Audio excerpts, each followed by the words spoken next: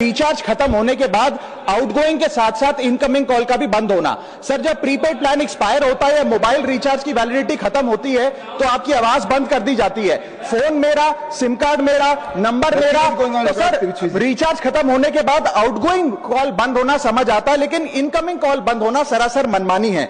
Sir हमारा mobile number आज हमारी डिजिटल पहचान बन चुका है।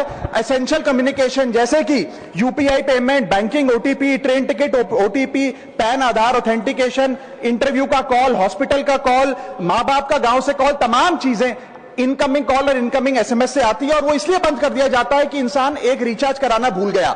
सर इनकमिंग कॉल बंद करना is not stopping of a service, ये हमारे राइट टू कम्युनिकेशन को स्टॉप करने जैसा है। सर जैसे आपका आधार कार्ड इसलिए एक्सपायर नहीं हो जाता कि आपने डिटेल अपडेट नहीं करी, या आपका बैंक का खाता इसलिए बंद नहीं हो जाता कि आपने मंथली डिपॉजिट जमा नहीं किया, या आपका वोटर आईडी इसलिए सस्पेंड नहीं हो जाता कि आप एक चुनाव में वोट डालना भूल गए। ठीक उसी तरह आपका मोबाइल नंबर इसलिए सस्पेंड और डीएक्टिवेट नहीं होना चाहिए कि आप एक रिचार्ज भूल गए। सर मैं सदन में फ्री आउटगोइंग की मांग नहीं कर रहा, फ्री डेटा की मांग नहीं कर रहा, लेकिन इनकमिंग कॉल फैसिलिटी की गारंटी होनी चाहिए। मेरी 3 स्पेसिफिक मांग है। पहली, प्रीपेड मोबाइल कनेक्शन में इनकमिंग कॉल और इनकमिंग एसएमएस कम से कम 1 साल तक कंटिन्यू रहे, चलता रहे from the date of the last recharge, ताकि एसेंशियल कम्युनिकेशन चलती रहे। दूसरी, deactivation of the mobile number after 3 years. ऐसा ना हो कि आपका मोबाइल नंबर किसी को आपका मोबाइल नंबर बंद करके किसी और को अलॉट कर दिया जाए। कम से कम 3 साल का ग्रेस पीरियड देना चाहिए from the date of the last recharge. And third demand, mobile operator should introduce a low cost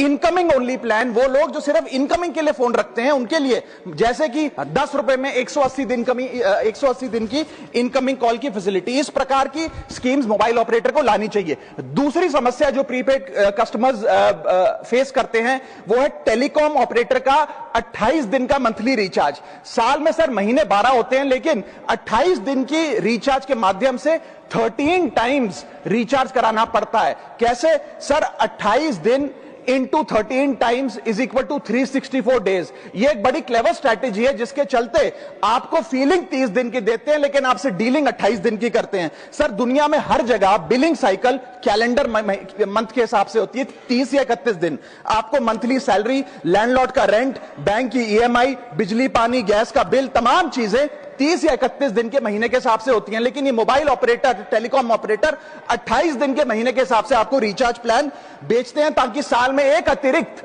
recharge आपको मिल जाए।